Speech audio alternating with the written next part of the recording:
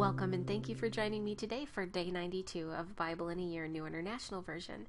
Today marks the day that we are going to be 25% through our Bible in a Year plan. We'll be going over 2 Samuel 8, 9, 10, and 11. In the course of time, David defeated the Philistines and subdued them, and he took Metheg-Ammah from the control of the Philistines. David also defeated the Moabites. He made them lie down on the ground and measured them off with a length of cord. Every 2 lengths of them were put to death, and the 3rd length was allowed to live. So the Moabites became subject to David and brought tribute. Moreover, David fought Hadadezer, son of Rehob, king of Zobah, when he went to restore his control along the Euphrates River. David captured 1,000 of his chariots, 7,000 charioteers, and 20,000 foot soldiers. He hamstrung all but 100 of the chariot horses. When the Arameans of Damascus came to help Hadadezer, king of Zobah, David struck down 22,000 of them. He put garrisons in the Aramean kingdom of Damascus, and the Arameans became subject to him and brought tribute. The Lord gave David victory wherever he went. David took the gold shields that belonged to the officers of Hadadezer and brought them to Jerusalem. From Tebah and Berothai, towns that belonged to Hadadezer, King David took a great quantity of bronze. When Tu, king of Hamath, heard that David had defeated the entire army of Hadadezer, he sent his son Joram to King David to greet him and congratulate him on his victory in battle over Hadadezer, who had been at war with Tu. Joram brought with him articles of silver and gold and bronze. King David dedicated these articles to the Lord, as he had done with the silver and gold from all the nations he had subdued: Edom and Moab, the Ammonites and the Philistines, and Amalek. He also dedicated the plunder taken from Hadadezer, son of Rehob, king of Zobah. And David became famous after he returned from striking down 18,000 Edomites in the Valley of Salt. He put garrisons throughout Edom, and all the Edomites became subject to David. The Lord gave David victory wherever he went. David reigned over all Israel, doing what was just and right for all his people. Joab, son of Zeruiah, was over the army. Jehoshaphat, son of Ahilud, was recorder. Zadok, son of Ahitub, and Ahimelech, son of Abiathar, were priests. Sariah was secretary. Benaiah, son of Jehoiada, was over the Kerethites and Pelethites, and David's sons were royal advisers. 2 Samuel 9. David asked, "Is there anyone still left of the house of Saul to whom I can show kindness for Jonathan's sake?" Now there was a servant of Saul's household named Ziba. They called him to appear before David, and the king said to him, "Are you Ziba?" "Your servant," he replied. The king asked, "Is there no one still left of the house of Saul to whom I can show God's kindness?" Ziba answered the king, "There is still a son of Jonathan. He is crippled in both feet." "Where is he?" the king asked. Ziba answered, "He is at the house of Machir, son of Ammiel, in Lo-debar." So King David had him brought from Lo-debar, from the house of Machir, son of Ammiel. When Mephibosheth, son of Jonathan, the son of Saul, came to David, he bowed down to pay him honor. David said, "Mephibosheth." "Your servant," he replied. "Don't be afraid," David said to him, "for I will surely show you kindness for the sake of your father Jonathan. I will restore to you all the land that belonged to your grandfather Saul, and you will always eat at my table." Mephibosheth bowed down and said, "What is your servant that you should notice a dead dog like me?" Then the king summoned Ziba, Saul's servant, and said to him, I have given your master's grandson everything that belonged to Saul and his family. You and your sons and your servants are to farm the land for him and bring in the crops so that your master's grandson may be provided for. And Mephibosheth, grandson of your master, will always eat at my table." Now Ziba had 15 sons and 20 servants. Then Ziba said to the king, "Your servant will do whatever my lord the king commands his servant to do." So Mephibosheth ate at David's table like one of the king's sons. Mephibosheth had a young son named Micah, and all the members of Ziba's household were servants of Mephibosheth. And Mephibosheth lived in Jerusalem, because he always ate at the king's table, and he was crippled in both feet. 2 Samuel 10. In the course of time, the king of the Ammonites died, and his son Hanun succeeded him as king.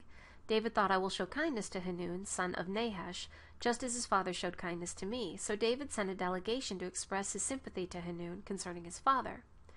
When David's men came to the land of the Ammonites, the Ammonite nobles said to Hanun, their lord, "Do you think David is honoring your father by sending men to you to express sympathy? Hasn't David sent them to you to explore the city and spy it out and overthrow it?"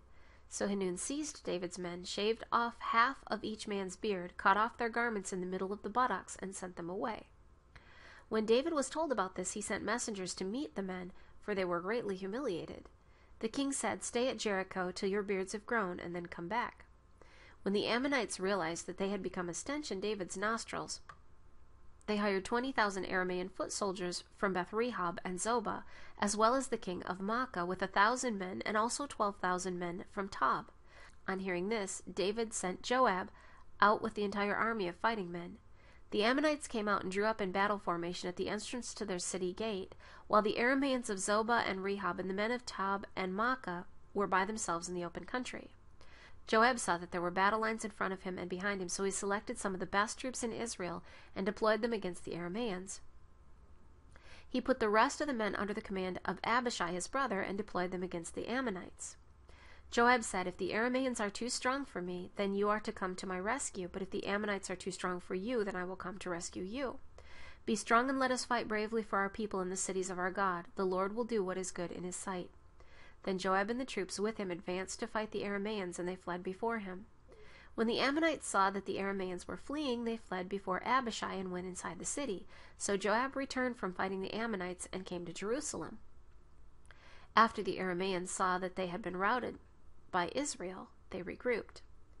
Hadadezer had Arameans brought from beyond the river. They went to Helam, with Shobak the commander of Hadadezer's army leading them. When David was told this, he gathered all Israel, crossed the Jordan, and went to Helam.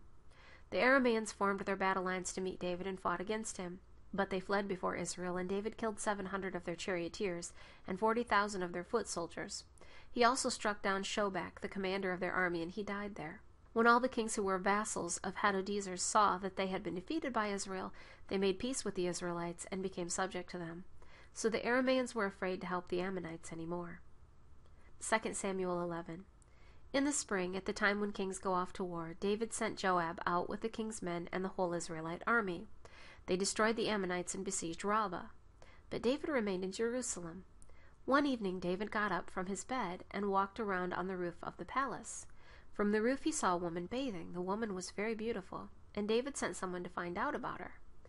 The man said, "Isn't that Bathsheba, the daughter of Eliam and the wife of Uriah the Hittite?" Then David sent messengers to get her. She came to him, and he slept with her. She had purified herself from her uncleanliness. Then she went back home. The woman conceived and sent word to David, saying, "I am pregnant." So David sent this word to Joab, "Send me Uriah the Hittite." And Joab sent him to David. When Uriah came to him, David asked him how Joab was, how the soldiers were, and how the war was going. Then David said to Uriah, "Go down to your house and wash your feet." So Uriah left the palace, and a gift from the king was sent after him. But Uriah slept at the entrance to the palace with all his master's servants and did not go down to his house. When David was told Uriah did not go home, he asked him, "Haven't you just come from a distance? Why didn't you go home?" Uriah said to David, "The ark and Israel and Judah are staying in tents, and my master Joab and my lord's men are camped in the open fields. How could I go to my house to eat and drink and lie with my wife? As surely as you live, I will not do such a thing." Then David said to him, "Stay here one more day, and tomorrow I will send you back." So Uriah remained in Jerusalem that day and the next. At David's invitation he ate and drank with him, and David made him drunk. But in the evening Uriah went out to sleep on his mat among his master's servants. He did not go home. In the morning David wrote a letter to Joab and sent it with Uriah. In it he wrote, "Put Uriah in the front line where the fighting is fiercest, then withdraw from him, so he will be struck down and die." So while Joab had the city under siege, he put Uriah at a place where he knew the strongest defenders were. When the men of the city came out and fought against Joab, some of the men in David's army fell. Moreover, Uriah the Hittite died. Joab sent David a full account of the battle. He instructed the messenger, "When you have finished giving the king this account of the battle, the king's anger may flare up, and he may ask you, 'Why did you get so close to the city to fight? Didn't you know they would shoot arrows from the wall? Who killed Abimelech, son of Jerubbesheth? Didn't a woman throw an upper millstone on him from the wall so that he died in Thebez? Why did you get so close to the wall? If he asks you this, then say to him, 'Also your servant Uriah the Hittite died.'" The messenger set out, and when he arrived he told David everything Joab had sent him to say. The messenger said to David, "The men overpowered us and came out against us in the open, but we drove them back to the entrance to the city gate. Then the archers shot arrows at your servants from the wall, and some of the king's men died. Moreover, your servant Uriah the Hittite is dead. David told the messenger, "Say this to Joab, don't let this upset you. The sword devours one as well as another. Press the attack against the city and destroy it. Say this to encourage Joab." When Uriah's wife heard that her husband was dead, she mourned for him. After the time of mourning was over, David had her brought to his house, and she became his wife and bore him his son. But the thing David had done displeased the Lord. Thank you for joining me for Day 92 of Bible in a Year New International Version. I look forward to seeing you tomorrow for Day 93.